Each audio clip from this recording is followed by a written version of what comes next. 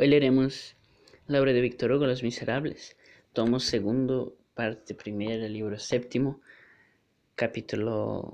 libro octavo, capítulo 4, página 25. Una rosa en la miseria. En efecto, una muchacha se hallaba en pie en el hueco que dejaba la puerta entreabierta. La claraboya de la bordilla por donde entraba la luz estaba frente de la puerta, e iluminaba aquel rostro con un resplandor lívido. Era una criatura flaca, descolorida, descarnada. No tenía más que una mala camisa y un vestido sobre su helada y temblorosa desnudez. Llevaba por cinturón un bramante. Otro le servía de atadero en el pelo. Los puntiagudos hombros le salían de la camisa. Una palidez rubia y linfática, clavículas terrorosas, manos rojas, la boca entreabierta y desfigurada, como algunos dientes de menos, la vista mate, audaz y baja. Las formas abortadas de una joven y la mirada de una vieja corrompida, 50 años mezclados con 15, uno de esos seres que son a la vez débiles y horribles y que hacen estremecer a aquellos a quienes no hacen llorar. Mario se había levantado y consideraba con cierto estupor a aquel ser, casi semejante a las formas de la visión que atravesaba en la imaginación en los sueños.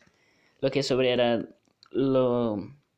todo era doloroso es que aquella muchacha no había venido al mundo para ser fea. En su primera infancia hasta debía de haber sido bonita. La gracia de la edad luchaba todavía contra la horrible vejez anticipada de la disolución y de la pobreza.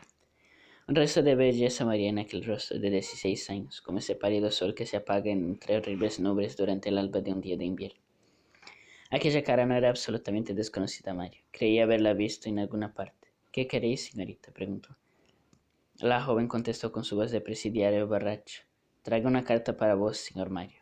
Llamaba a Mario por su nombre. No podía dudar que era aquel a quien se dirigía. Pero ¿quién era aquella muchacha? ¿Cómo sabía su nombre? Sin aguardar que le dijese que pasara adelante, se entró en la habitación. Entró resueltamente, mirando con cierta especie de seguridad que oprimía el corazón todo el cuarto y la deshecha cama. Llevaba los pies desnudos, grandes agujeros a su vestido, dejaban ver sus largas piernas y sus flacas rodillas. Estaba tiritando. Tenía efectivamente en la mano una carta que presentó a Mario. Mario, al abrir esta, observó que la oblea grande y enorme estaba aún húmeda. El mensaje no podía venir de muy lejos. La abrió y leyó. Mi amable y joven vecino, he sabido vuestra bondad para conmigo, que habéis pagado mi alquiler hace 6 meses. Os bendigo, joven. Mi hija mayor os dirá que estamos sin un pedazo de pan hace 2 días, 4 personas. Mi mujer enferma. Si mi corazón no me engaña, creo deber esperar de la generosidad del vuestro, que se humanizará a la vista de ese espectáculo, y que os subyugará el deseo de serme propicio, dignándoos pródigamente algún socorro. Soy con la distinguida decoración que se debe a los bienhechores de la humanidad vuestro, Jondrette. Mi hija espera vuestras órdenes, querido señor Mario. Esa carta en medio de la misteriosa aventura que ocupaba la imaginación de Mario de la noche anterior era como una luz en una cueva. Todo quedó para él iluminado de repente. Aquella carta venía de donde venían las otras 4. Era la misma letra, el mismo estilo, la misma ortografía, el mismo papel, el mismo olor a tabaco. Había 5 misivas, o 5 historias, 5 nombres, 5 firmas y un solo firmante. El capitán español Álvarez, la desgraciada tía Balizal, el poeta dramático Jean Flo y el viejo cómico Fabunto se llamaban todos 4 Jondrette, si es que el mismo Jondrette se llamaba efectivamente de este modo. Hacía ya mucho tiempo que Mario vivía en el caserón, pero como ya hemos dicho, muy raras eran las ocasiones que había tenido de ver, más bien de entrever su ínfima vecindad. Tenía la imaginación ocupada en otra parte, y donde está la imaginación está la mirada. Más de una vez había debido de cruzarse con los Jondrette en el corredor o en la escalera, pero no era para él más que sombras. Tampoco había reparado en ellos, que la víspera por la noche habían tropezado en el bulevar sin conocerlas, con las hijas de Jondrette, porque evidentemente eran aquellas, y por cierto con gran trabajo. La que acababa de entrar en su cuarto había despertado en él, a través del disgusto y de la piedad, un vago recuerdo de haberla visto en otra parte. Ahora veía claramente todo. Comprendía que su vecino Jondrette tenía por industria en su miseria explotar la claridad de las personas benéficas, cuyas señas se proporcionaba, que escribía bajo nombres supuestos a personas que juzgaba ricas y caritativas. Carta que su hija llevaba en su cuenta y riesgo. por aquel padre había llegado al extremo de arriesgar a sus hijas. Jugaba una partida con el destino y sus hijas eran la apuesta. Mario comprendía que probablemente a juzgar por su fuga de la víspera, por su precipitación y por su terror y por las palabras que les había oído en Caló, aquellas desgraciadas desempeñaban además no sé qué sombrías ocupaciones, y que todo esto habían resultado en medio de la sociedad humana, tal como esta forma que dos miserables seres, como eran ni niñas, ni doncellas, ni mujeres, especie de monstruo impuro e inocente producido por la miseria. Triste de criar sin nombre, sin edad, sin sexo, para todos, para las que ya no son posibles ni el bien ni el mal, y al que salir de infancia no poseen ya nada en este mundo, ni libertad ni virtud, ni responsabilidad.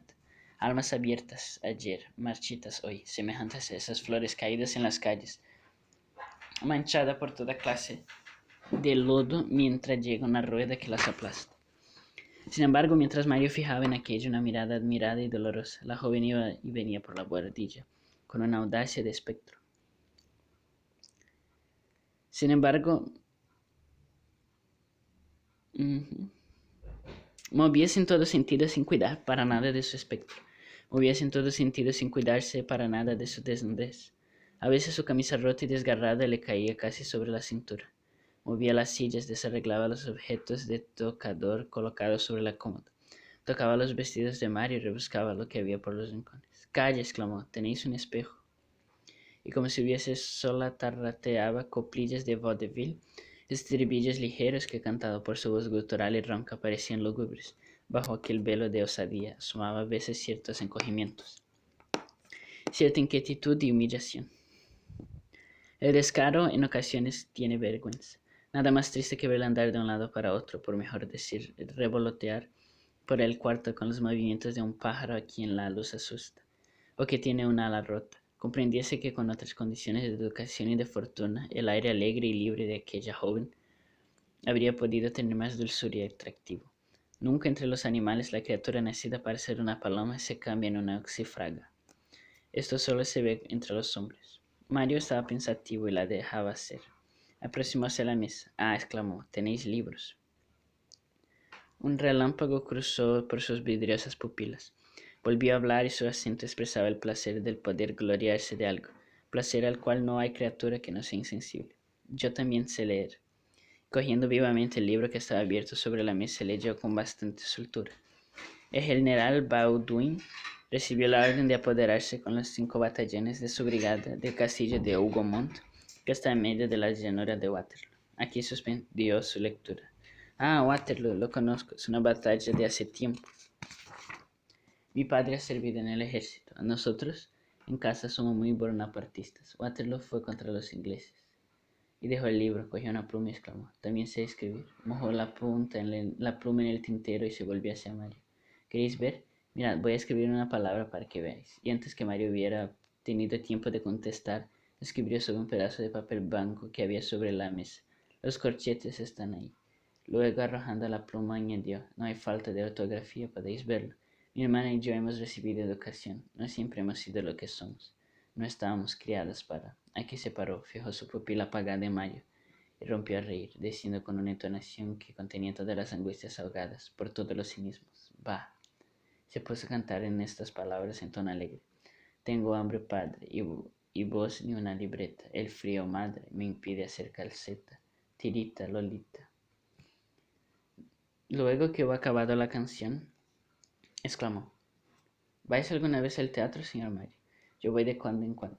Tengo un hermanillo que es amigo de los artistas y a veces me da billetes, pero no me gustan los asientos de galería. Se está incómodo, se está mal. A veces hay mucha gente y a veces la gente no huele bien». Luego consideró a Mario, tomó un aire extraño y dijo, «¿Sabéis, señor Mario, que sois un guapo mozo?» Y al mismo tiempo se le ocurrió a ambos la misma idea que a ella le hizo sonreír y él ruborizarse. Aproximóse a él, puso la mano en el hombro y añadió, «Vos no habéis reparado en mí, pero yo os conozco, señor Mario. Os suelo encontrar aquí en la escalera y os veo entrar algunas veces en casa del tío Mabeuf, que vive hacia el lado de Austerlitz, cuando me paseo por allí. Os sienta bien el pelo rizado». Su voz trataba de ser dulce y no conseguía más que ser muy baja. Una parte de sus palabras se perdía en el trayecto de la laringe a los labios, como sobre un teclado donde faltan notas. Mario se había retirado suavemente. Señorita, dijo con su fría gravedad, tengo un paquete que creo que os pertenece. Permitid que os lo devuelva. Y le alargó sobre el que contenían las 4 cartas. Por el motivo ella de contento exclamó, lo habíamos buscado por todas partes. Después lo cogió vivamente y abriendo el sobre continuó diciendo, Dios de Dios. Pues apenas hemos buscado mi hermanita y yo. ¿Sois vos quien lo habéis encontrado? En el bulevar. No es verdad, se nos cayó cuando íbamos corriendo. La tonta de mi hermana es la que cometió tal torpeza. Al volver a la calle no lo teníamos, como no queríamos que nos pegasen, porque esto es inútil, dijimos que habíamos llevado las cartas y que nos habían hecho necuacuam, pobres cartas. ¿Y en qué habéis conocido que eran mías? Ah, sí, en la letra. Luego erais vos con que tropezamos al pasar ayer anoche. No se veía nada. Le dije a mi hermana, ese caballero, y mi hermana me dijo, creo que sí es un señor. Mientras hablaba había desplegado la súplica dirigida al señor benéfico de la iglesia de Santiago de Jaupá. Calla, dijo. Este parece viejo que va a misa. Y esta es la hora. Voy a llevársela. Tal vez no dará algo, con lo que podremos almorzar. Después se echó a reír y añadió. ¿Sabéis de lo que servirá el almuerzo de hoy, si es que almorzamos? Nos servirá para el almuerzo de anteayer, para el almuerzo de ayer y para la comida de ayer. Todo junto de una vez esta mañana. Para 10, si no estáis contentos, reventad perros. Esto hizo recordar a Mario de aquella desgraciada que había ido a buscar a su casa.